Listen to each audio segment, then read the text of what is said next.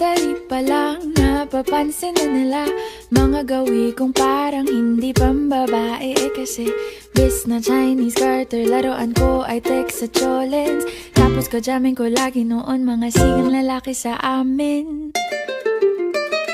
Nung ako'y mag-high school ay napabarkada sa mga bay. Curious na babae na ang hanap din ay babae.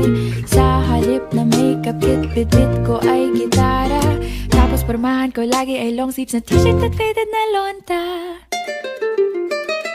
Pero nung makilala kita, nagbagong bigla ang aking timpla. Natutuwa ko na magpariban at mag-ahit ng kilay at least once a month. Hindi ko alam kung anong meron ka na sa akin ay nagpalambot ng bigla. Sinong mag-aakalang lalaki pala ang bibihag sa tulad kong tigreng gala.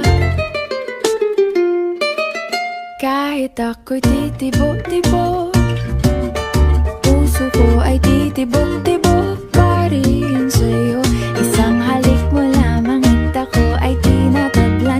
At ang aking pagkababae ay nabubuhayan na para bang bulaklak na namumukadkad. Dahil alaga mo sa dilig at katamtamang sikat ng araw-araw mong pag-ibig sa aking buhay nagpapasarap.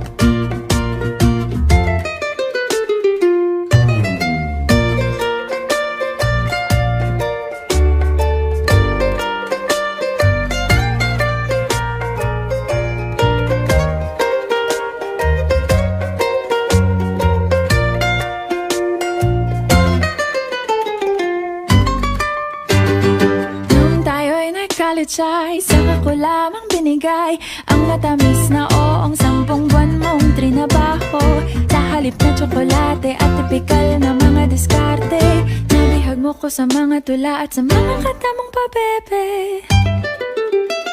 Kaya nga noong makilala kita, alam ko na agad na mayroong himala. Natutuwa kong magtakong at napadalas ang pagsuot ng bestidang pula. Pero di mo naman inasam na ako ay magbagong tuluyan para patunayang walang matigas na tinapay sa mainit na kape ng iyong pagmamahal.